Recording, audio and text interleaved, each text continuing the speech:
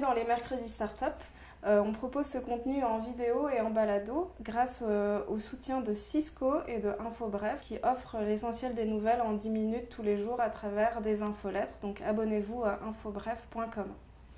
Donc ce mois-ci, on célèbre le mois de la fierté partout au Canada et dans le monde. Oui. Et c'était donc logique pour Startup Montréal d'accueillir QueerTech et son cofondateur Naoufel Testaouni.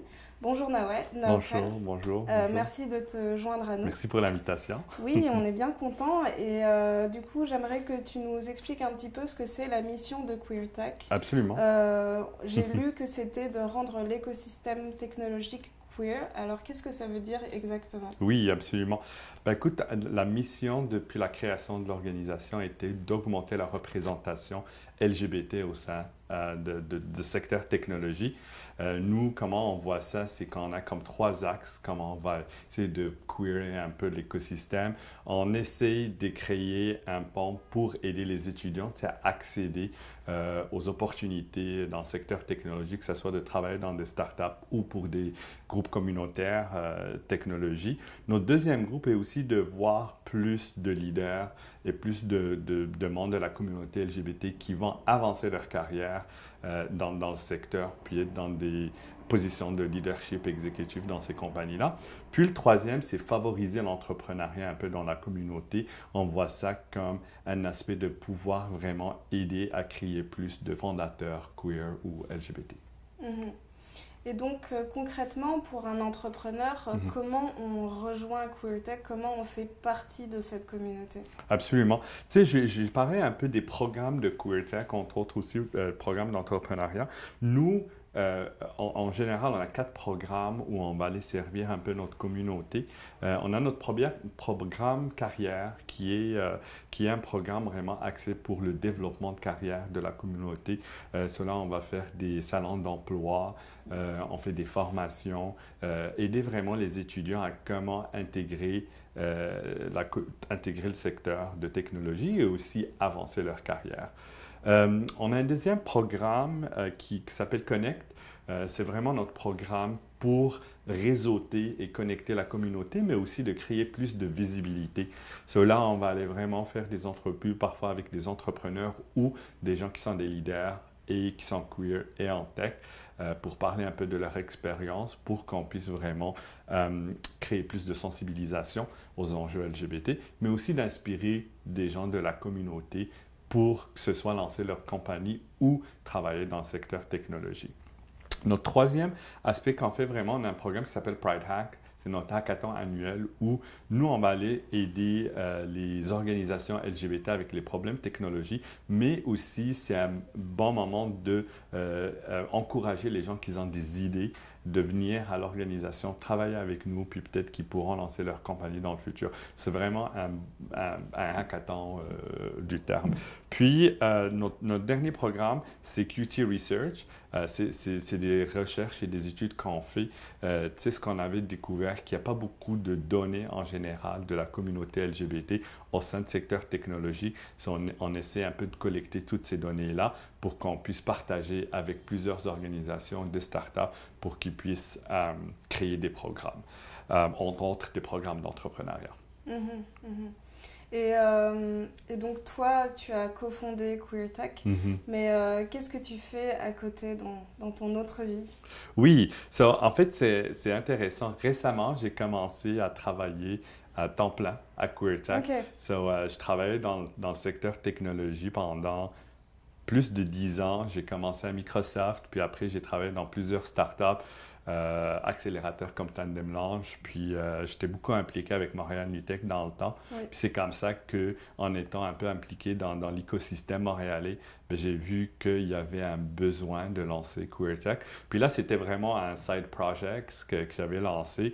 Et il y avait plusieurs personnes, entre autres Ilias, qui ont beaucoup encouragé Montréal New Tech, puis l'équipe qui nous a encouragé à comme lancer cette initiative. Puis, on a commencé par faire un meet-up, puis on faisait des événements, mais l'organisation a beaucoup grandi depuis le temps. Puis on a été fondé en 2018 et jusqu'à récemment, on était tous bénévoles. Je travaillais dans des startups. Puis j'ai décidé de faire le pas pour travailler à temps plein à QueerTech pour qu'on puisse comme agrandir un peu plus l'organisation. D'ailleurs, on vient de lancer Toronto aussi le 1er juin. On est vraiment en pleine expansion un peu partout au Canada. Oui, vous avez un événement bientôt prévu. Oui, la semaine prochaine, on a Pride Hacks. On va faire un événement de lancement de QueerTech officiel pendant le mois de la fierté. Puis c'est presque la fierté à Toronto aussi. Puis aussi de pouvoir faire un grand événement d'envergure. Ouais. Mais donc, tu disais que tu as travaillé dans plusieurs entreprises tech dans le passé. Je voulais savoir, toi, personnellement, comment tu as vécu ton identité de genre dans ces différentes expériences et puis peut-être comment tu as évolué dans le fait de vivre cette identité à travers les années dans ces différentes entreprises. Oui, absolument. Très belle question. Tu sais, c'est intéressant. Moi, j'ai vécu dans 4 différents pays, villes. J'étais né, grandi au Maroc. C'est là que j'ai commencé comme mon expérience professionnelle. Le monde qui connaît le Maroc, c'est un pays quand même assez musulman, arabe, conservateur. C'est comme des enjeux d'homophobie sans... du quotidien, souvent, c'est des gens de la communauté LGBT. Puis après, j'ai déménagé à New York pour travailler. C'était vraiment intéressant. New York, c'est une belle ville où on célèbre vraiment la fierté, puis on célèbre les enjeux LGBT. Mais j'ai confronté d'autres aspects de mon identité, comme en voyageant dans les États-Unis, c'est comme j'ai rencontré plus du monde qui est un peu raciste, xénophobe. Puis c'est intéressant de voir, comme mon identité changeait à travers ça. J'ai déménagé après à Istanbul. Istanbul, comme une ville qui est très ouverte. J'ai travaillé à Microsoft, c'est assez américain, mais il y avait des petits enjeux de microaggression, comme on dit, de certaines personnes. Montréal est intéressant parce que je pense que quand j'ai déménagé ici, puis je travaillais à Montréal, j'ai pas senti ça. Je pense que on a quand même un bel écosystème. Ça ne veut pas dire que l'homophobie, le racisme n'existe pas ici, mais en personne, moi, j'ai pas eu des enjeux dans ce cas-là. J'ai aussi, comme beaucoup réfléchi à des instants. J'étais beaucoup impliqué dans le tech, puisque j'ai réalisé aussi dans le passé que peut-être j'ai pas eu des enjeux de discrimination, mais aussi je faisais beaucoup ce qu'on appelle du code switching. C'est quand je suis dans un événement tech, peut-être je vais comme un peu cacher un peu, à mon côté LGBT. On n'en pense pas, t'es comme, je m'intègre ici, mais à force de faire une réflexion de ça, je dis comme, ça arrive vraiment souvent des fois qu'on va un peu code switcher puis changer un peu nos apparences ou notre comportement pour essayer de s'intégrer dans une communauté. Et c'est vrai que comme j'en parlais un peu plus tôt avec toi, c'est pas quelque chose qui est forcément visible, ou alors c'est visible mais suggéré, ou alors c'est quelque chose qu'on a envie de rendre visible parce que ça fait partie de notre identité, ou pas du tout. Donc comme tu disais, code switching, c'est ça? Malgré tout, en tout cas, le regard de l'autre, il existe. Et donc, j'ai trouvé un sondage. Tu disais qu'au Québec, on est quand même, bien loti en termes d'acceptation. Mais la Fondation Émergence, en 2021, a montré que 65% des répondants de leur sondage LGBTQ ont été victimes d'au moins une situation de harcèlement sexuel ou psychologique en milieu de travail dans les 5 dernières années. Ce que je trouve quand même beaucoup. Est-ce que tu trouves que cette tendance, elle existe plus ou moins dans les entreprises tech? Ouais.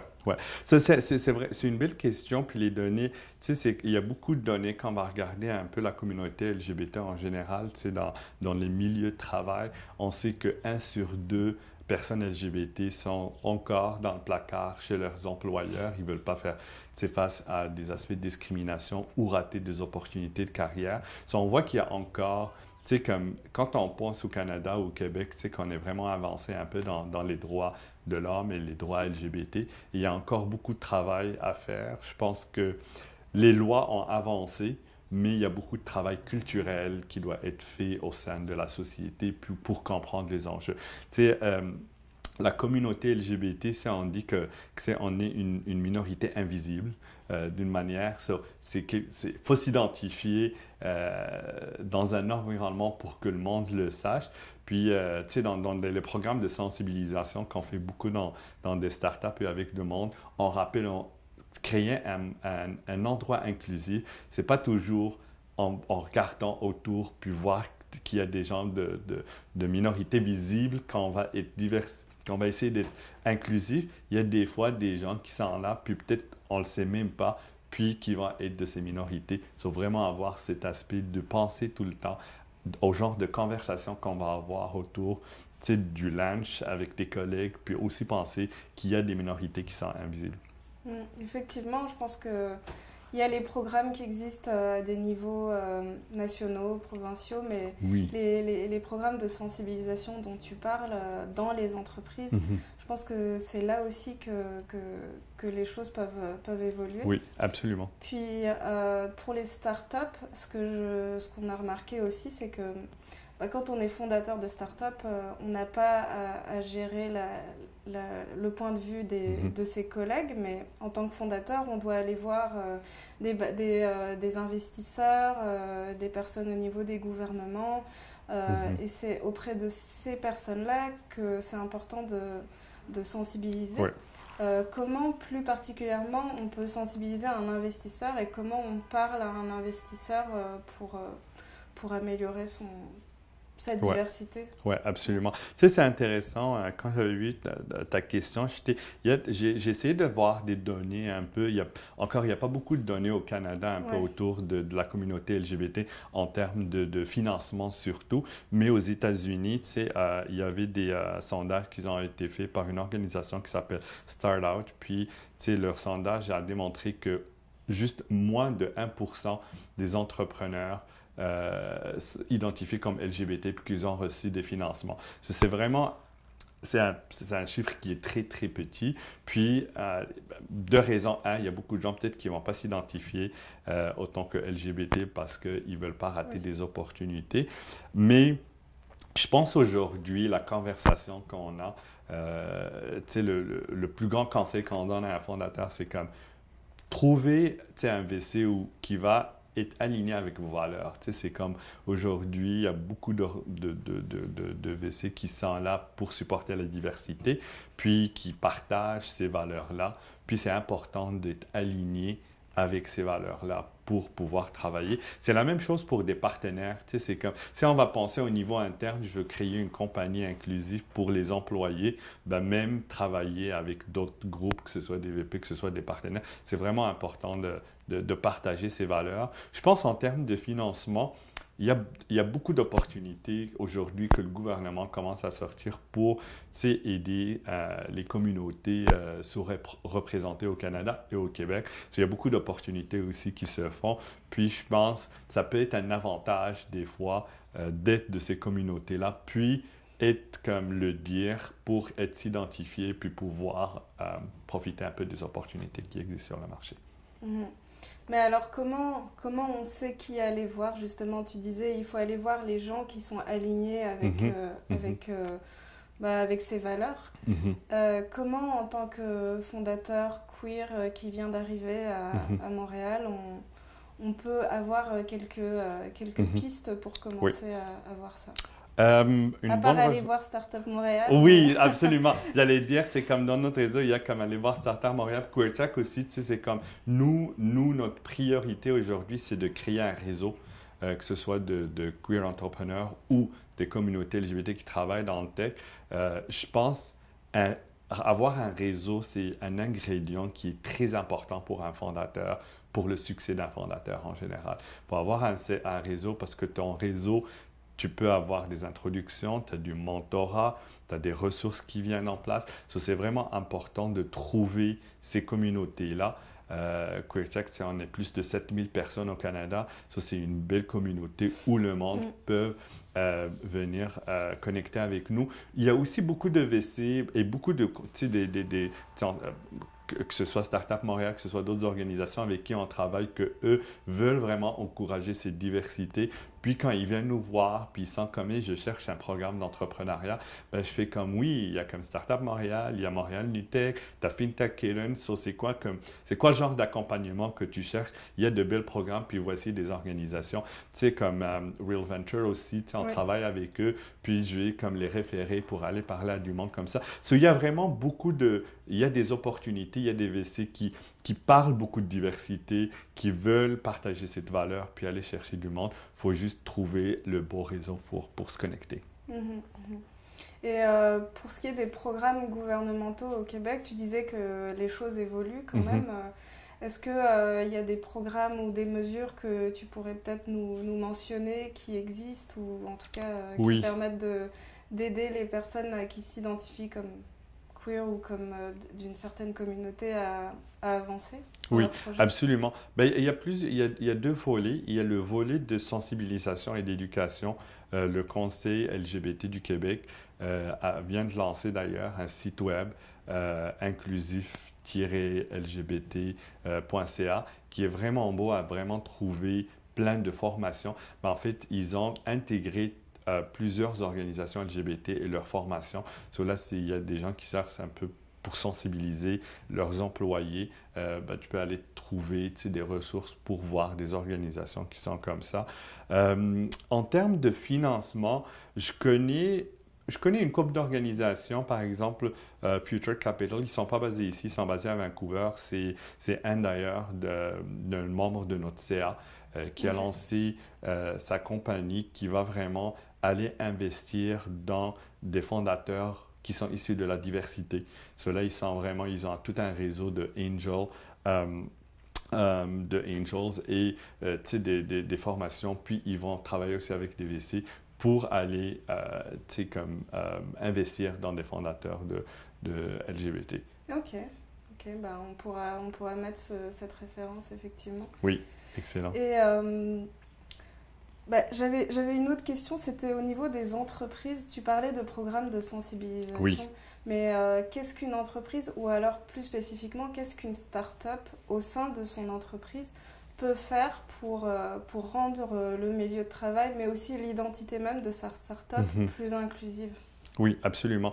Je pense qu'il y a trois axes qu'il faut penser. Un, les politiques à créer au sein de la compagnie. Tu sais, on parle beaucoup de start-up, il y a des choses de comme... depuis... Quand une compagnie est jeune, essayer d'avoir cette mentalité de créer que ce soit des politiques contre le harcèlement sexuel, antiracisme, qui vont vraiment être clairs, puis aider les gens pour faire... S'il y a des problèmes qui arrivent, ben les gens, ils savent c'est quoi le processus pour pouvoir comme démontrer qu'ils supportent la diversité. Il y a aussi augmenter la sensibilisation. C'est une des grandes raisons pourquoi beaucoup de gens issus des minorités visibles ou LGBT vont quitter les startups ou des compagnies où ils travaillent. C'est parce qu'ils ont toujours le fardeau d'éduquer leurs collègues. Tu sais, quand tu es LGBT, puis parfois tu es la seule personne LGBT, il y a des gens qui ont du plaisir. J'ai du plaisir à comment parler de ces sujets avec des gens, mais ce n'est pas tout le monde qui veut en parler. Tu sais, c'est comme il y a des femmes qui veulent discuter des enjeux des femmes dans le secteur, dans le secteur technologique, mais il y en a d'autres qui ne veulent pas. Puis, il ne faut pas laisser ce fardeau sur l'épaule de l'employé. Les compagnies doivent créer, il y a tellement de programmes de sensibilisation et de formation aujourd'hui, puis former les employés, utiliser que ce soit le mois de la fierté pour discuter des enjeux LGBT ou d'autres mois qui existent pour discuter des autres enjeux des communautés, va pouvoir vraiment créer un environnement inclusif. Puis le troisième aspect, on dit beaucoup de compagnies commencer à penser à des programmes de mentorat et d'aide aux employés qui sont issus de la diversité. Il faut commencer ça vraiment jeune. Pourquoi? Parce que si on veut garder ces employés-là, puis les encourager à avancer leur carrière, puis être dans des positions de leadership ou exécutif, il faut vraiment les aider à les accompagner un peu, que ce soit dans des programmes de mentorat ou formation. Ok, donc toi, par exemple, tu aides des entreprises à mettre en place ce genre de programme de mentorat? Oui, sur QueerTech, à travers notre programme carrière, on fait beaucoup l'accompagnement de la communauté LGBT. Souvent, là, l'année prochaine, d'ailleurs, en 2023, on va lancer notre programme qui s'appelle QT Leaders. Okay. C'est un programme qui va être vraiment axé à aider les gens qui sont déjà dans le tech en 2 à 5 ans, 3 ans à 5 ans, pour les accompagner, dire, OK, ça fait un bout que vous êtes dans l'industrie, c'est le temps est-ce que vous voulez avancer votre carrière? Puis on va pouvoir mettre en place des programmes d'accompagnement, que ce soit de mentorat ou programmes de formation pour vraiment aider la communauté à avancer leur carrière. Ok. Bah, c'est sûr que c'est ça, j'allais demander par rapport à d'autres régions du Canada ou d'autres endroits dans le monde, comment tu évalues notre position ici au Québec par rapport à ce qui peut exister pour aider ou donner des outils aux entrepreneurs ou aux personnes dans le monde tech? Oui. Comment on se situe? Ouais, Qu'est-ce qui reste absolument. à faire? Ben, tu sais, il y a beaucoup de travail à faire en général, mais je pense quand on regarde un peu l'écosystème technologique en général, le Canada est assez avancé dans le monde en général.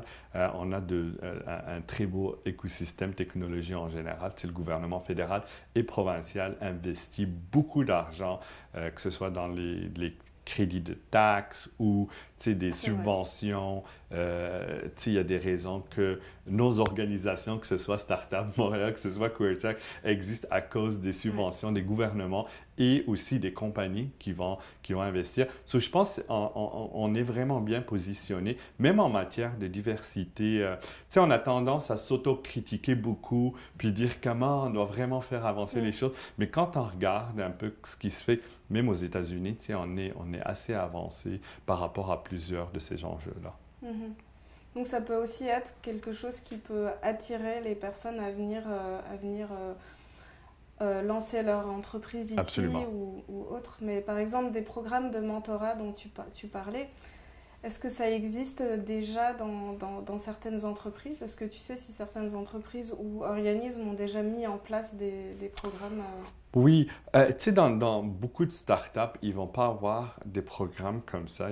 Beaucoup de startups ont du mal à lancer, surtout quand c'est petit, mais c'est pour ça que des groupes communautaires existent. Comme QueerTech, on a notre programme pour accompagner les gens, la communauté LGBT. Puis je sais qu'il y a d'autres réseaux, il y a Mentorat Québec qui ont un beau programme de formation. Si tu veux devenir mentor, tu peux aller suivre une formation. Ils font ça aussi au sein des entreprises. Je sais qu'ils donnent ces formations pour encourager le mentorat au sein des compagnies, mais aussi encourager les gens à devenir mentors. Il y a des ressources qui sont là. Faut juste aller chercher un peu puis les trouver.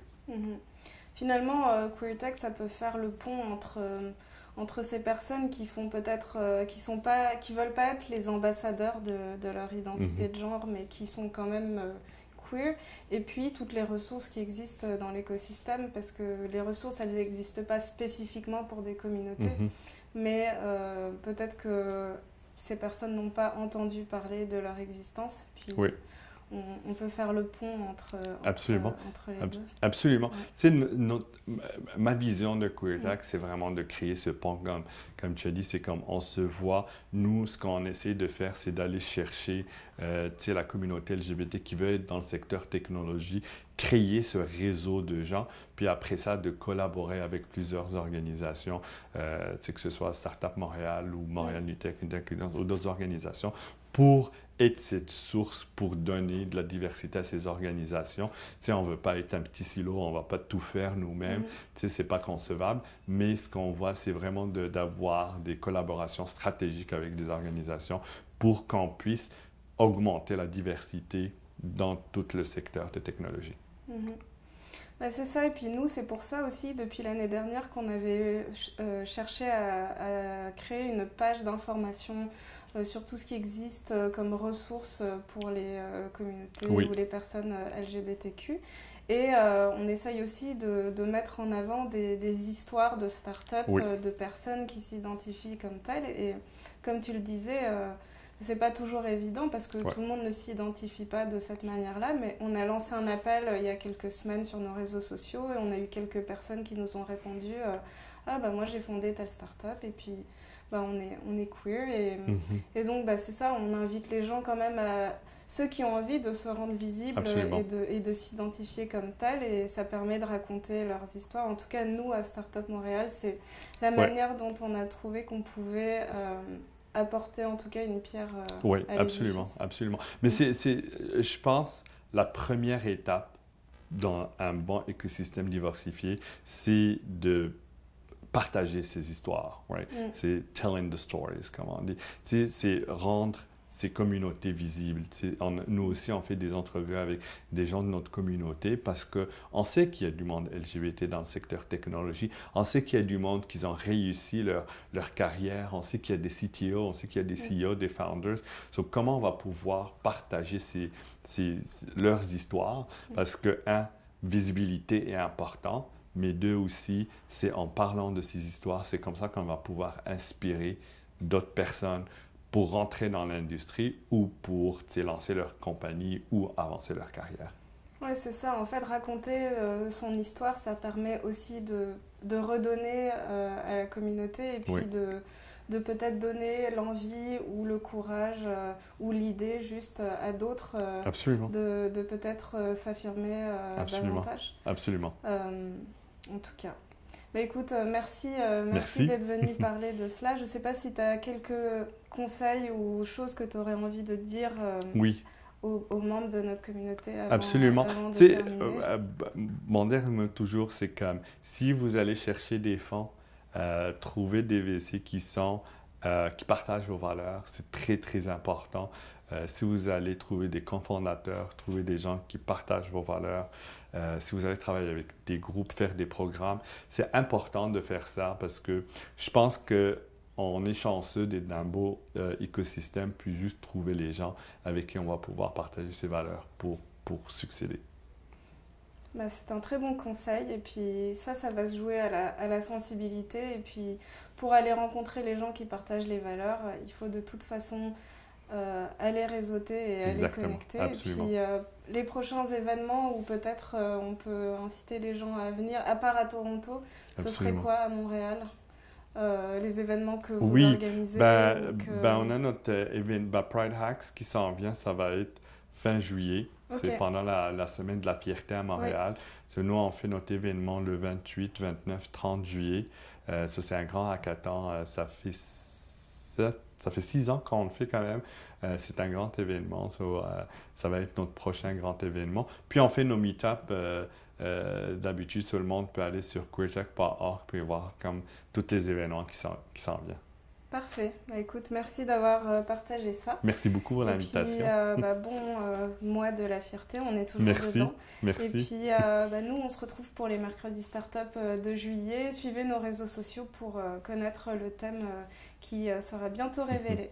Voilà, merci à toi. Merci beaucoup. Merci. Merci. Au revoir.